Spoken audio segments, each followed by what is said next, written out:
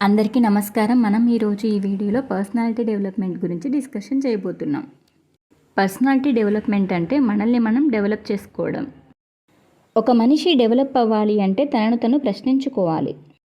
అది ఎలా అంటే ఈ సొసైటీలో ప్రతి ఒక్కరూ తనకంటూ ఒక గుర్తింపు కావాలని కోరుకుంటారు. మీకు ఈ సొసైటీలో ఎలాంటి గుర్తింపు కావాలి? మీరు ఈ సొసైటీలో ఎలా ఉండాలి అనుకుంటున్నారో ఒక్కసారి ప్రశ్నించుకోండి. అలాగే ఇప్పుడు నేను మనిషి ఎలా డెవలప్ అవ్వాలో కొన్ని టిప్స్ చెప్పబోతున్నాను, జాగ్రత్తగా వినండి.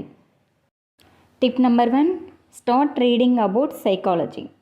ఎందుకంటే మనుషులందరూ ఒకే రకమైన సైకాలజీని కలిగి ఉండరు. ఒక్కొక్కరు ఒక్కొక్క విధంగా ప్రవర్తిస్తారు. కొందరు ఎదుటి వాళ్ళతో ఎక్కువగా మాట్లాడడానికి ఇష్టపడతారు, మరికొందరు చాలా సైలెంట్గా ఉంటారు, ఇంకా కొందరు తన మాటలతో ఎదుటి వాళ్ళను బాధ పెట్టవద్దు అనుకుంటారు. ఇంకా కొందరు తను చేయాల్సిన పనులను చాలా జాగ్రత్తగా కేర్ఫుల్గా చేసుకుంటూ ఉంటారు. మరికొందరు తను చేయాల్సిన పని ఎంత ఇంపార్టెంట్ అయినా సరే చాలా కేర్లెస్గా ఉంటారు, ఆ పని ఎంతసేపటికి చేయరు. మరికొందరు వాళ్ళ ఎమోషన్స్ని కంట్రోల్ చేసుకుంటూ ఉంటారు, వాళ్ళకి ఎంత బాధ ఉన్నా సరే బయటపడరు. ఇలా మనుషులు చాలా రకాలుగా ఉంటారు. ఈ విధంగా సైకాలజీ చదవడం వల్ల మనిషి యొక్క ప్రవర్తనను బట్టి ఆ వ్యక్తి ఎలాంటి వాడో తెలుసుకోవచ్చు. Next tip number 2, learn languages. మనం డిఫరెంట్ టైప్ ఆఫ్ లాంగ్వేజెస్ నేర్చుకోవడం వల్ల చాలా యూజెస్ ఉన్నాయి. ఎగ్జాంపుల్, మొబైల్, ల్యాప్టాప్, కంప్యూటర్, ఇలా ఏది తీసుకున్నా ఎక్కువ ఇంపార్టెన్స్ ఇంగ్లీష్ లాంగ్వేజ్కి ఉంటుంది. మనలో కొంతమంది స్టూడెంట్ అయి ఉండొచ్చు, ఎంప్లాయీ అయి ఉండొచ్చు, టీచర్ అయి ఉండొచ్చు, డాక్టర్ అయి ఉండొచ్చు, హౌస్ వైఫ్ అయి ఉండొచ్చు. ఇలా ప్రతి మనిషి ఏదో ఒక రంగంలో అయితే ఉంటాడు. మీరు అనుకోవచ్చు హౌస్ వైఫ్కి లాంగ్వేజ్ ఎలా ఉపయోగపడుతుంది అని. మనం ఎక్కడికైనా బయటికి వెళ్ళాము అనుకోండి, ఎగ్జాంపుల్ సూపర్ మార్కెట్కి వెళ్ళాము అనుకోండి, అక్కడ మనం ఏదైనా కొనాలి అంటే ఖచ్చితంగా ఇంగ్లీష్లోనే ఉంటుంది. ఇంకా చెప్పాలి అంటే మనకు హెల్త్ బాగాలేదు, మనం డాక్టర్ దగ్గరికి వెళ్ళాం, అక్కడ డాక్టర్ ఇచ్చే మెడిసిన్స్ కానీ రిపోర్ట్స్ కానీ ప్రతి ఒక్కటి ఇంగ్లీష్లోనే ఉంటాయి. ఇక్కడ నేను చెప్పదలుచుకున్న విషయం ఏమిటంటే మనిషి ఎప్పుడూ కూడా ఒక చోట ఆగిపోకూడదు. ఎందుకంటే ఒకసారి ఆలోచించండి, కరోనాకు ముందు మన దేశం ఎలా ఉంది, కరోనా తర్వాత ఎలా ఉంది, కరోనా తర్వాత మన దేశం అంతా ఆన్లైన్ అయిపోయింది. ఇప్పుడు ఏవైనా స్కిల్స్ నేర్చుకోవాలంటే ఇన్స్టిట్యూట్కి వెళ్ళాల్సిన అవసరం లేదు, అంతా ఆన్లైన్ ద్వారా నేర్చుకోవచ్చు. ఇప్పుడు మనం 2024లో ఉన్నాం. ఇప్పుడు మనం ఒక చోట ఆగిపోయాం అంటే నెక్స్ట్ 2025 ఆర్ 2026లో మనకన్నా ఎక్కువ టాలెంట్ ఉన్న వాళ్ళు వస్తారు. సో మనం ఎక్కడుంటామో ఒక్కసారి ఆలోచించుకోండి. Next tip number 3, public speaking. చాలామంది అనుకుంటారు మేము మంచి పొజిషన్లో ఉండాలి, పైకి ఎదగాలి, ఒక టీం లీడర్ అవ్వాలి అని.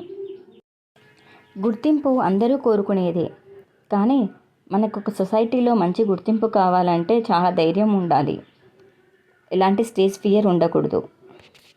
మనం ఒక మంచి టీం లీడర్గా ఉండాలంటే మనం మాట్లాడే మాట ఎదుటి వాళ్ళను ఆకర్షించే విధంగా ఉండాలి.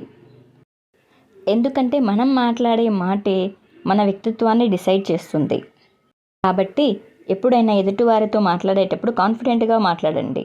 ఏది కరెక్టు ఏది తప్పు అని ఆలోచించి మాట్లాడండి. ఎవరైనా గొప్ప పొజిషన్లో ఉన్నారంటే కారణం వాళ్ళు మాట్లాడే విధానం. ఇంకో విషయం ఏమిటంటే నువ్వు ఎదుటివారితో మాట్లాడేటప్పుడు అది ఏ విషయమైనా సరే మంచి ప్రజెంటేషన్తో ఉండాలి. మనం మాట్లాడే విషయం ఏదైనా సరే మనం దానికి తగిన ఎక్స్ప్రెషన్స్ ఇస్తే మనం చెప్పే విషయం ఎదుటివారికి త్వరగా అర్థమవుతుంది. ఒకవేళ మనం మాట్లాడేదానికి మన ఎక్స్ప్రెషన్స్కి సంబంధం లేకుంటే మనం మాట్లాడే విషయం ఎంత మంచిదైనా సరే ఎదుటి వాళ్ళకి అర్థం కాకపోవచ్చు. అలాగే వాళ్ళు మనం చెప్పే విషయాన్ని వినడానికి ఇంట్రెస్ట్ చూపించకపోవచ్చు. Next 4th tip, observation. మనం ఎప్పుడూ కూడా మన సరౌండింగ్స్ని అబ్జర్వ్ చేస్తూ ఉండాలి. మన చుట్టూ ఉండే వస్తువుల్ని, మనుషుల్ని, జంతువుల్ని అబ్జర్వ్ చేస్తూ ఉండాలి. కొద్దిమంది ఇలా అంటూ ఉంటారు, నీ మనసులో ఏముందో నేను చెప్పగలను అని. వాళ్ళు అలా ఎలా చెప్పగలుగుతున్నారంటే వాళ్ళు ప్రతిదీ అబ్జర్వ్ చేస్తున్నారు అని అర్థం. ఎదుటి వాళ్ళు చూసే విధానాన్ని బట్టి, మాట్లాడే పద్ధతిని బట్టి, కూర్చునే పద్ధతిని బట్టి, నడిచే విధానాన్ని బట్టి, చేసే ప్రవర్తనను బట్టి వాళ్ళ మనసులో ఏముందో ఈజీగా అంచనా వేయచ్చు. ఫర్ ఎగ్జాంపుల్, మనం ఒక ఆఫీస్లో వర్క్ చేస్తున్నాం, ఈరోజు ఆఫీస్కి లేట్ అయింది, మరుసటి రోజు కూడా ఆఫీస్కి లేట్ అయ్యింది. ఎప్పుడు బాస్ మనల్ని తిట్టాల్సిన అవసరం లేదు. అతను రిసీవ్ చేసుకునే విధానాన్ని బట్టి, చూసే చూపును బట్టి అతని మనసులో ఏముందో చెప్పవచ్చు. ఇక్కడ బాగా తెలుసుకోవాల్సిన విషయం ఏంటంటే, ఎదుటి వ్యక్తి తన మనసులో ఉన్న విషయాన్ని ఎక్స్ప్రెషన్స్ ద్వారా బయటపెడతాడు.